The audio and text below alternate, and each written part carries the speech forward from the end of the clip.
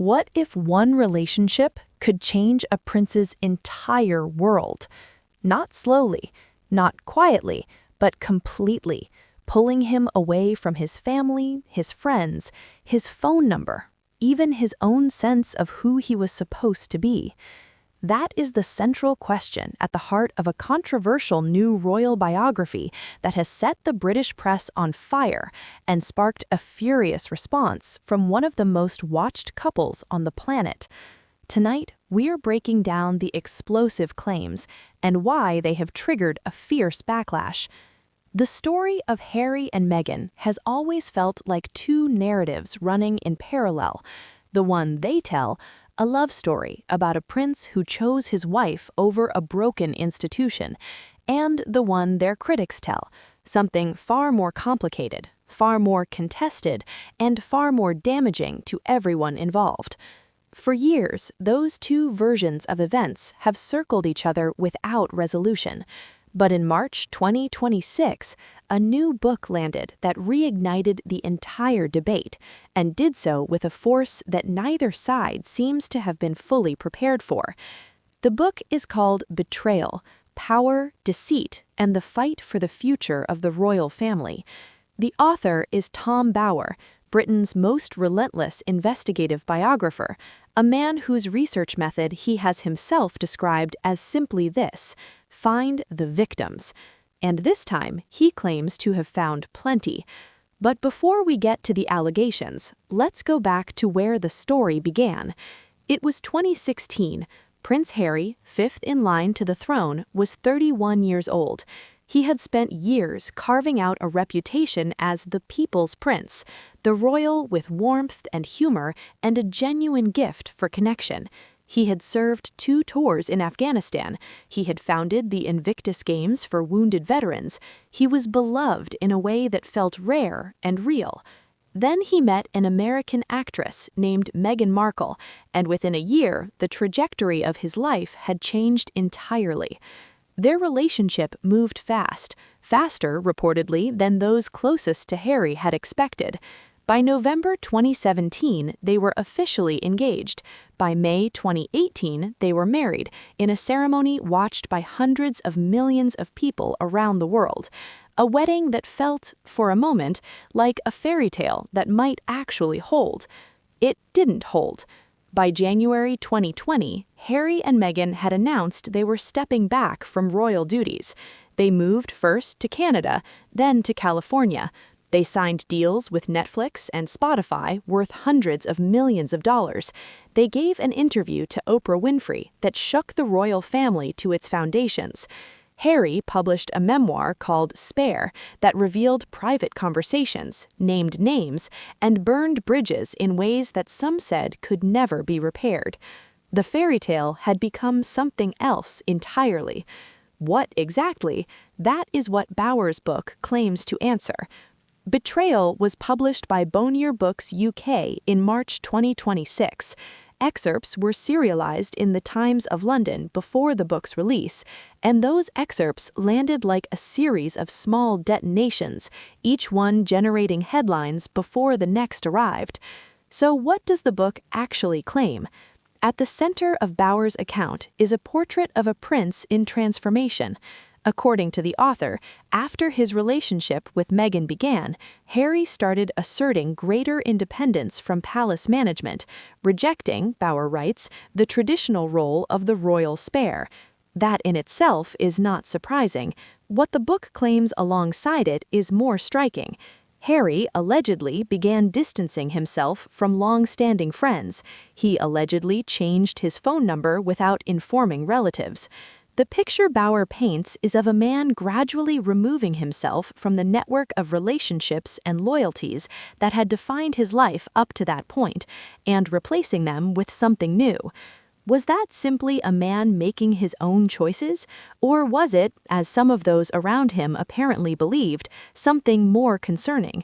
That question goes to the heart of one of the book's most explosive claims.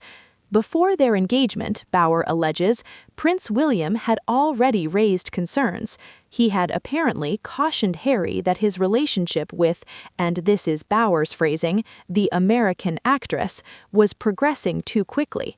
William, according to the book, was skeptical from the start, and Catherine reportedly shared those concerns. Their worry, the book claims, was specific. They allegedly believed Meghan was dissatisfied with her role in London, that she was unhappy about Harry's limited prospects of becoming king, that she resented the fact that she would never be queen. Then came the confrontation that Bauer describes in detail, a meeting at William and Catherine's apartment in Kensington Palace in 2018, not long after Harry and Meghan returned from their honeymoon. The meeting was intended to reconcile the couples. It did not go well. During the exchange, Bauer writes, Meghan sharply told William to take his finger out of her face. Harry, by this account, simply observed. From that moment, the book suggests, the fracture between the houses of Sussex and Windsor began to deepen in ways that would eventually become impossible to ignore. And then there is the claim that generated more headlines than perhaps any other in the book. Queen Camilla, Bauer alleges, privately told a friend that Meghan had brainwashed Harry. That word, brainwashed, detonated across the British press and far beyond it. It was striking not just for what it suggested about one woman's view of another, but for what it implied about Harry himself. That he had not, in the eyes of some senior royals, simply made independent choices, that something else had happened, that the man they knew had been replaced by a version of himself they no longer recognized. These are allegations reported by the author. They have not been verified. They are presented as private claims, things said behind closed doors, reported secondhand, contested by those they concern. And contested they were, forcefully. Harry and Meghan's spokesperson responded to the book's serialization with a statement that pulled no punches. Bauer, the statement said, had long crossed the line from criticism into fixation. It accused him of constructing elaborate theories about people he does not know and has never met. The statement described the book's contents as, and these are the words used, deranged conspiracy and melodrama. It is worth pausing on that response, because Harry and Meghan do not always respond to critical coverage. There is a well-known phenomenon in public relations called the Streisand effect, where fighting back against unwanted attention only amplifies it. Their team would know this, and yet they chose to respond anyway, which suggests that something in this book struck a nerve deep enough to override the strategic calculation. What is it about the Sussex story that continues to grip the world's attention years after they left the royal family and settled thousands of miles away from it? Part of the answer is simple. Royalty has always fascinated. The combination of privilege and protocol, of enormous wealth and rigid constraint, of love stories played out against ancient institutional backdrops. These things have captivated people for centuries. But the Sussex story has a particular charge that goes beyond ordinary royal intrigue, because it is not just a story about one family. It is a story about race and media and what it means to choose your own narrative in an age when institutions are losing their grip on the stories they tell about themselves. It is a story about who gets believed, about what loyalty means, about whether love is enough to bridge the distance between two entirely different worlds. Every new revelation, every book, every interview, every leaked conversation becomes a piece of evidence in a debate that has been running for years and shows no sign of resolution. Did Harry simply choose independence? Did he fall in love with someone the palace couldn't accommodate and make the only choice available to someone who prioritized his family over his institution? Or did something else happen, something more subtle, more gradual, more troubling? Were the concerns raised by those around him legitimate, or were they, at least in part, a reflection of prejudice, an institution's inability to absorb a woman who did not fit its templates? These questions do not have clean answers. They probably never will, and that ambiguity is precisely what keeps the story alive. Tom Bower has built his career on asking uncomfortable questions about powerful people. His supporters say he goes where others won't. His critics say he treats allegation as fact and motive as certainty. Both things can be true simultaneously, and in the case of Betrayal, both are being argued loudly. What is certain is this: the couple at the center of this story have spent years trying to control their own narrative. The Oprah interview, the Netflix documentary, the memoir, the podcast, each one an attempt to tell their version, in their words, on their terms.